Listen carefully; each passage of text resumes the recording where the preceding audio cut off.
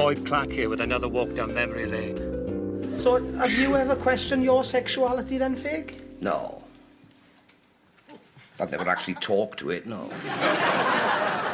The mythical village of Cumpenor, or Backside Valley, where our action takes place, has been created in the tradition of Llaregib from Undermilk Wood, with its panoply of eccentric yet identifiable inhabitants. There's Mrs. Coles, the shopkeeper, her UFO-obsessed husband, Walter, Claude, the none-too-bright constable, always under the sharp eye of Sergeant Ball, the alcoholic vicar, the endless no-good boyos, the preening womanizers, the petty thieves and ne'er-do-wells, the beautiful women and the desperate men. Sergeant Ball? Yes? WPC Holly Nash. I'm your secondment. Ah, yes. Nice to have you with us, Nash. This is Constable Claude Cox. He's a legend in these parts. Hello, Constable Cox. Hi. Very nice to meet with your acquaintance, Miss Ivy. It's Holly. Claude will take you on patrol with him. Introduce you to the locals, show you around. Thank you, Sarge. I'll just go and strain the parsnips first, if I may. Down the stairs, third on the left. Thank you, Sarge. She's a living doll, Sarge. Yeah, she is. Sometimes I'm walking down the road and I see a young couple approaching with a pram and a couple of children. 25, 30 yards away, their faces light up in a smile. Yeah. And they come up and talk to me, but sometimes calling me Sergeant Ball. And we discuss a particular episode or some such thing. And to see the joy it brings to people is immensely satisfying. I think you might be in there, Claude. Me? You don't think so, do you? I do. WPCs are notoriously promiscuous, as you know. And this one, she's well-educated and intelligent, too. Such women are often sexually drawn to thick, ugly men for the novelty value.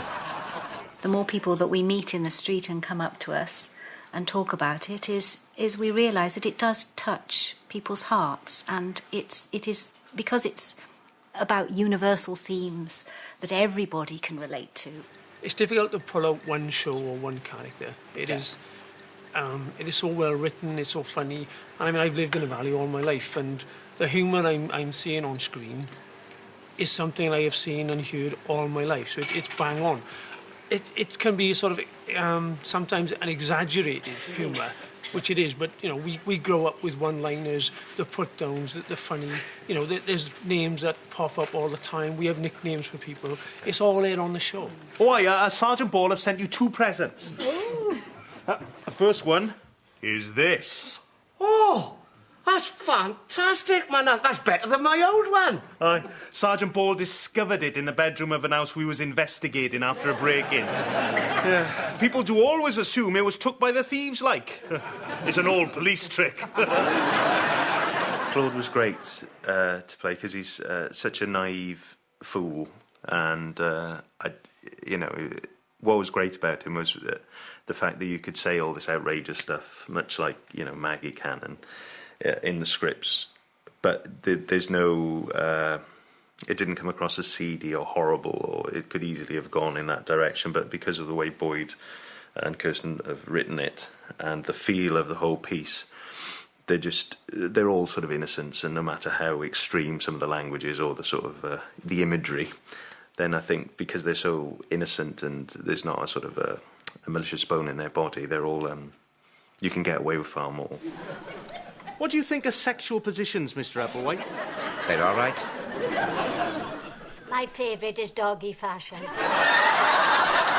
God's sake, man, you shouldn't go telling people what your favourite sexual position is, man. Not at your age. Is it Claude? And in front of the boys. The boys don't mind you, boys. No, it's all right. I find it interesting, I do. Aye, well... What's your favourite sexual position, then, Mr. Applewhite? Mine? In front of the telly with a can of ginger beer in my other hand. Aye, slapping little Johnny, is it? He's always doing it. I hear him through the wall sometimes. Ma'am! He lost all feeling in one of his arms when he was 15. Ma'am, I've had enough of this, right? I am putting my foot down. So I enjoy playing the innocent, naive aspects of him, and as well as being able to say things like Backdoor Barbara and actually visit a couple of sex shops in the process of filming. So that was enjoyable. What have you been up to lately then, Clobber? I purchased a new love doll, Mr. Applewhite, from that shop in Ponty. Bendy Wendy, her name is.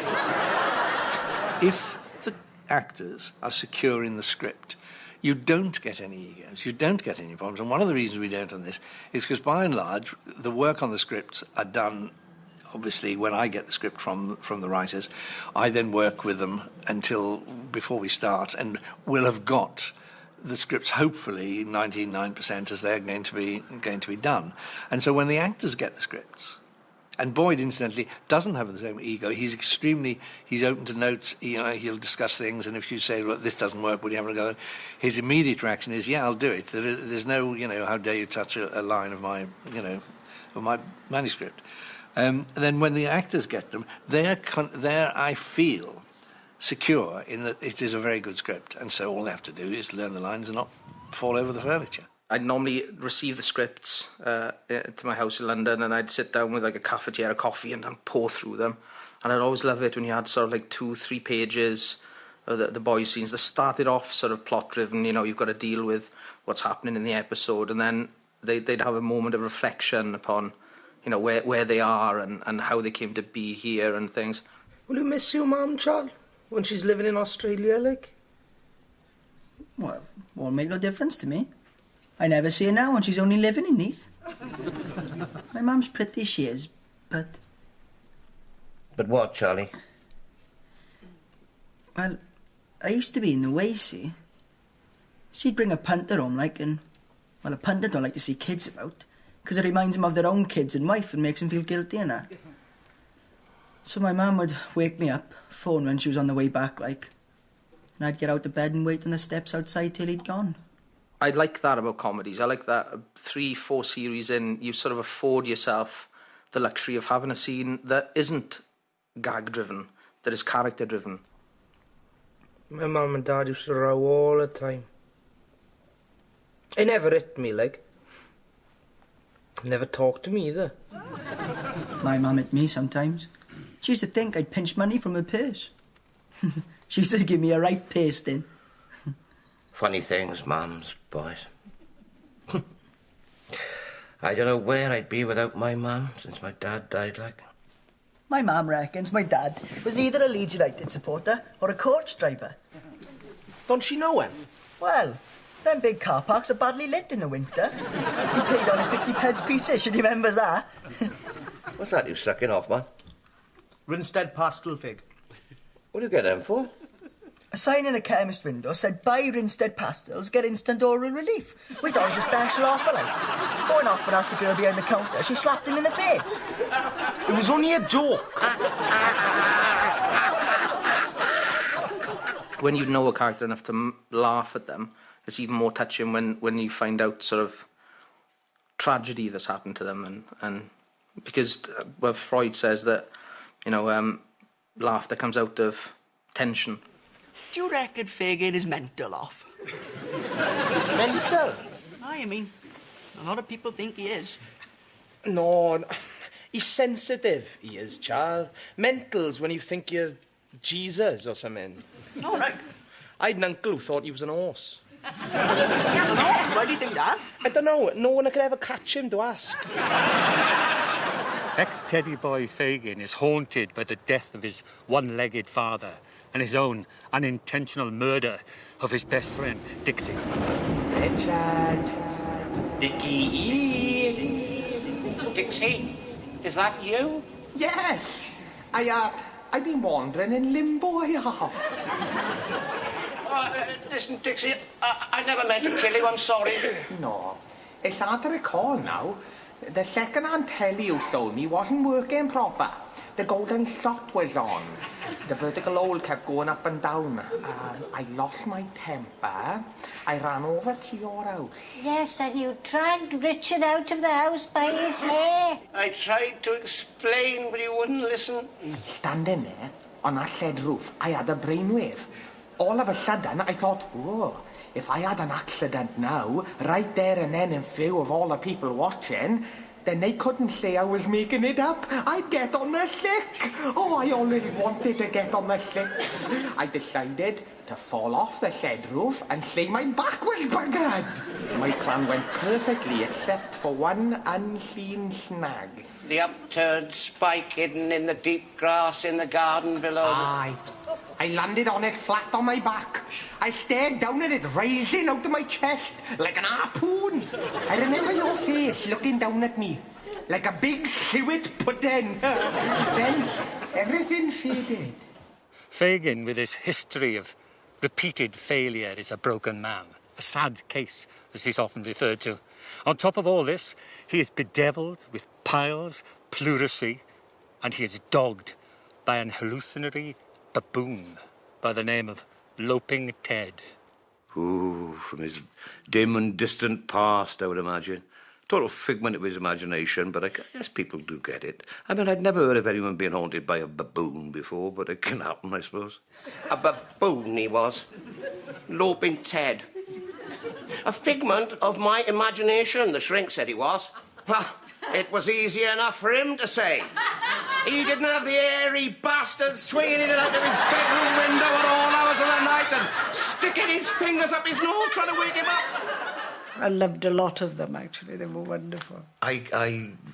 Yes, same here. There's 3 or 4 really stood out for me. One was, I loved the one where he thought he was farting himself to death. Where Fagin thought he was... I thought that was just so absurd. Wonderful. Gems of scenes in it with the doctor and so on.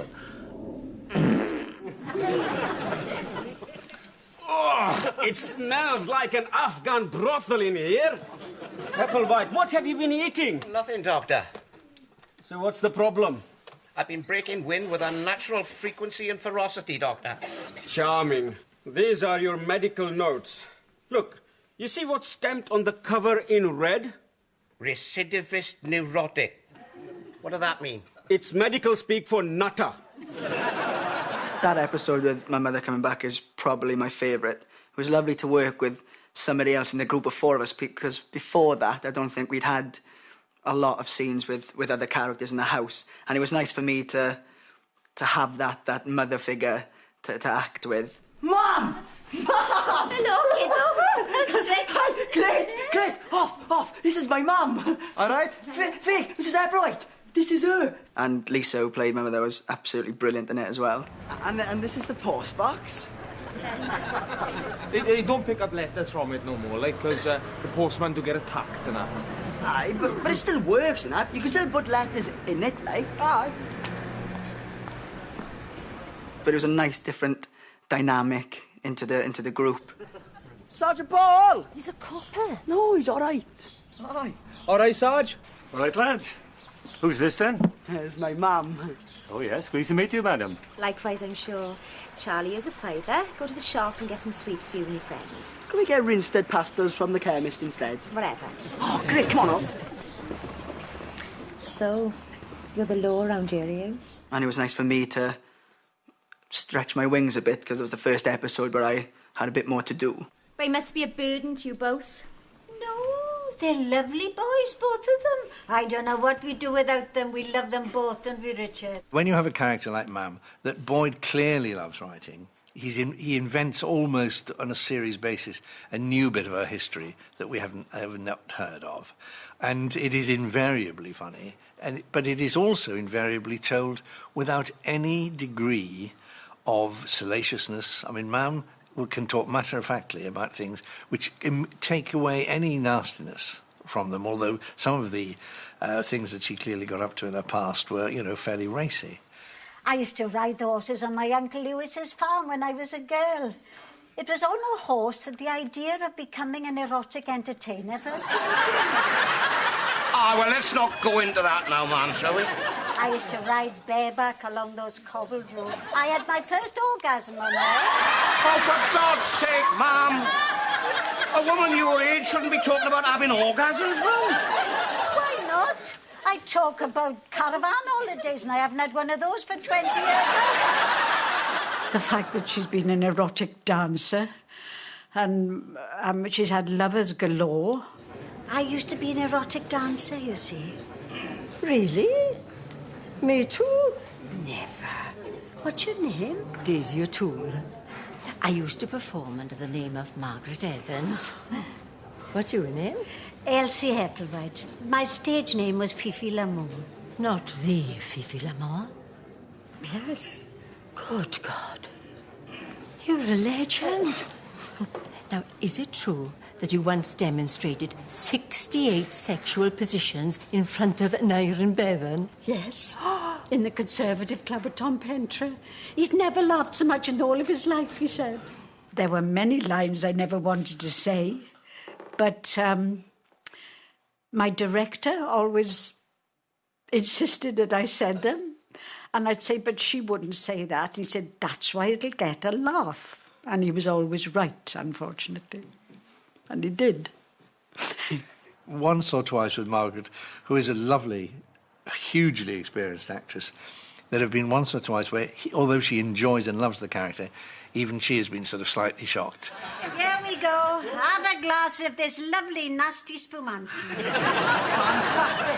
Cheers, Mrs. Epplewhite. Hey, that's not Asti Spumante you got there, mind? No, I don't like it. It gives me wind. Mine's a pina colada. We learned early on that the way in which the character can get away with it is to enjoy telling the story. So I would say to Margaret, you've just done that passage, and it's absolutely right, and you'll get the laughs. But there was a feeling that you were slightly shocked by it, or disapproving, and you mustn't do that. If you say it with, either in a totally matter-of-fact way, or if you actually enjoy it, then the audience will as well. And, of course, that's the only time Maggie ever needs some direction, because she's an instinctively good actress and a good player. Hoffman reckons he's a needle puss. What? It's Italian, ma'am. It means he wants to shag old women. Do you think so? Yes, yeah, I do. People say it's not like the Valleys, but it is, It's a little bit more extended, but I like the fact that they're all a bit like people in the Valleys. That was fun. That's great. I like all of them, but it got to be Mrs. Epplewhite. Mrs. Epplewhite? She is a rare character. Do you know anyone like her? No. No? I wish I had a gran like her, mine. That would be all right, wouldn't it? But, yeah. Mum reminds me so much of my nan. Oh, really? Yeah. There is an official branch of the mafia in Wales. Is there? Oh, aye. The Taffia is called. The Welsh-speaking mafia. They make you an offer you can't understand. Really good writing and just funny and just a lovely programme to watch. I have heard some people suggest that High Hopes is somehow portrays a limited or even negative view of Welsh society. I couldn't disagree with that more. Who are you? What do you want? I'm Charlie's mother. I've come to see him. Charlie's mother? The prostitute? Well, it's better than walking the streets. Sit down, love. Would you like a cup of tea? It's already made. Ta.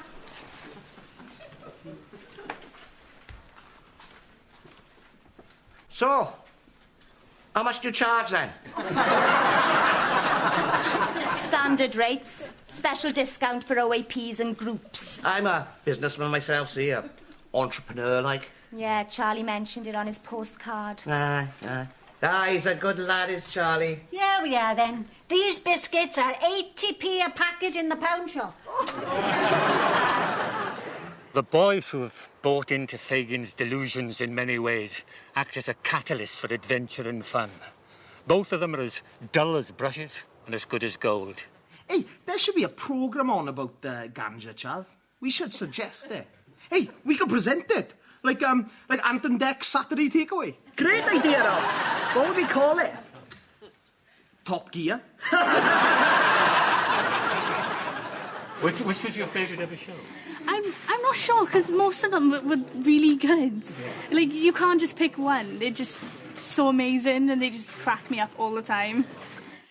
There have been a few that I've really enjoyed. They've been... I enjoyed the rap one. That was good. I enjoyed the Prince of Wales one, that was okay. The fact you just didn't believe it was the Prince of Wales, Prince Charles, you're having me on. Very good, though, you might win.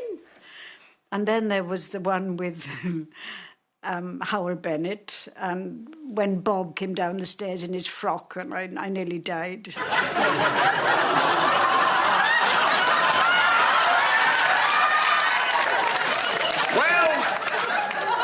You look lovely, son.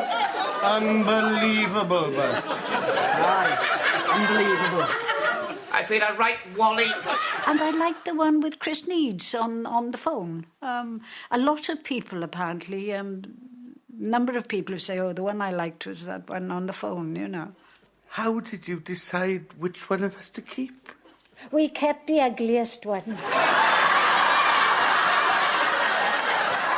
thought the other one would have more of a chance in life anyway. Well, if I'm the one that got the looks, God help him, that's all I can say.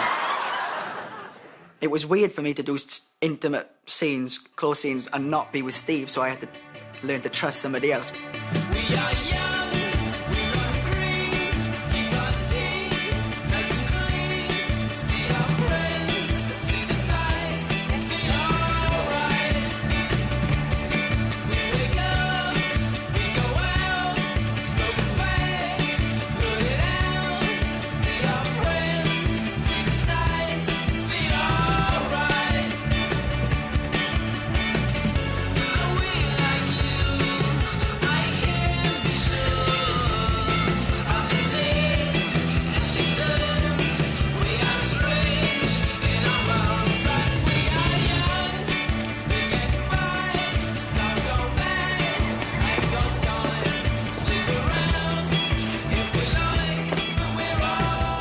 Arm wrestle.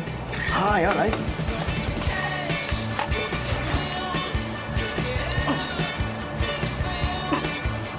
Oh. Yes. Best of three. All right. No, hang on. Oh, I found my neck. Oh. You all right? Yeah, I think I pulled something. Oh, that's like hell. Oh, I can't get at it properly. Rub it for me, Charlie. Aye, all right. Oh, yeah. Oh, lovely. I gotta go. All right. Where will you go, love? Cardiff, Mrs. Applewhite. I'll just drift along in the gay scene. Suppose I'll end up where all gay young blokes from the valleys end up. Working for S4C, is it? We'll stand by you, we all will. It's not your fault, we don't love you any the less. Nah, right enough. It's just bad luck, it is. Thanks, Mrs. Applewhite. You've always got a home here. I'm proud of you, I am. I saw a woman on TV on Trisha, and she was wearing a T-shirt with "I'm proud of my gay son" written on the front of it. I'll get one, I'll wear it all the time. I'll show them, Mrs. Cole's a lot of them. Hang on, Ma'am. I'm your son, you know. All right. I'm proud of my son's gay apprentice I'll have on the front. Aye. My mum said I could go and live with her and a new bloke in Australia. But I don't want to live in Australia. All that sunshine and beaches and beautiful birds in bikinis. When we say in each episode we like to have a certain sort of theme, I think the overall theme of all of them is human kindness and love, for want of a better word. Why don't I want to live in Australia, off? Because you're Welsh, man. Welsh blokes don't like that. We like the rain, you know, and misty mountains and drunken tarts and high heels and mini skirts up to their arses. Ah, you're right. Ball's justice is based on good and evil and right and wrong and not on a list of man-made rules. Indeed, he is not averse to a little bit of chicanery himself. You must be lonely, Sergeant Ball. Well, I would be, Mrs. Hepplewhite, but I'm on drugs. What drugs are you on, Sergeant Ball? Ecstasy, Mrs. Coles. It takes the edge off. Where did you get hold of them then, Sergeant Ball? I confiscated them off Paul Starkey, a well-known drug dealer and half-wit from Treforest, Mrs. Coles. Treforest Gump, people do call him, don't they, Sarge? Amongst other things, yes. Claude thinks Sergeant Ball is, well, he's a rock. He's a sort of he's his father figure, and he's also his best friend, and he knows he's sort of safe with him, and he'll do his best to please him at all times.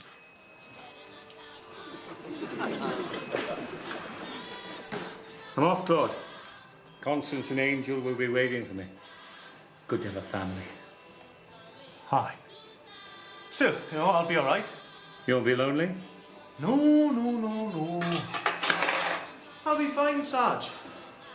I'll finish slicing the turkey and then I'll take some sandwiches down to Filbert Phillips and his brothers in the cells.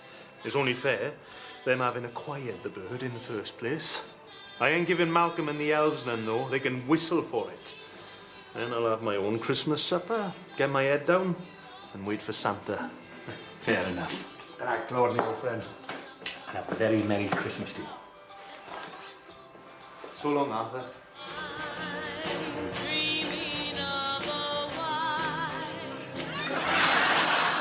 And I think he's probably seen Claude through a lot of strange stuff that he's done on his own and sort of helped him out. So I think he sort of loves Sergeant Ball in a sort of fraternal and paternal way. I am a police sergeant, and I'm a right bastard, you ask anyone. And I'm not in a good mood, so I'll get straight to the point. I have a friend who is being driven to suicide by his agoraphobia, and I want you to treat him now, immediately. His name is Richard Hepplewhite. He's a local businessman. He won't be on his own. His mother will be with him, and his 2 lodgers. And a police constable named Claude Cox. Do not mess me about. Yeah, I'm right, yeah. Right, I like that. You know the show? Have you seen it before? It's a brilliant show. I am familiar with the show. I've seen a number of episodes being filmed, and I've seen it on telly again, and it translates well. It's very funny when you're in the studio, and it's very funny when it's on telly. It really gives that Valleys humour, typical Valleys humour. The success of High Hopes, I honestly can't say it surprised me, because I like it. And I think it, from my point of view, I can see why people like it. I think it has qualities that address ordinary people. I'm an ordinary person myself, and I talk in the same language as ordinary people. I'm very pleased how successful it is. I get kissed on the cheek. Can I give you a kiss on the cheek? I was trying shoes on the other day in a shop, and there was one guy standing there, and he was watching me trying these shoes on. He said, "Where's Fagin?" I said, well, actually, he's in South America at the moment, you know. And then a guy approached from this side. He said, "Can I kiss you on the cheek?" Well, can I kiss you? So I proffered the side of my face, you know. He kissed me. He said, "There we are. When I see you on the box now, I can say I've kissed her." Does your mother like Thai cuisine? Well, anyway, why are you taking my mum to the pictures? Just a date? A date? Yeah. Like, with a girl, like? Well, yeah. But my mum is 75. I know. I'm not worried. I like older women. Hang on. Are you telling me that you were after my mum? Well, it would be nice if we could develop a friendship that will click, but I wouldn't force it uninvited. Hang on. Let's get this straight. Elsie! Wow! You look $1 million. These are for you. Thank you, Jamie. Oh, Richard, look. Put them in a nice vase for me. You can't go to the pictures with him, Mum. Why not? Because he fancies you. No, he's just being friendly, that's all. No, Mum. Elsie, we better be off. Film starts at 7. Bye, son. Don't wait up. No, Mum.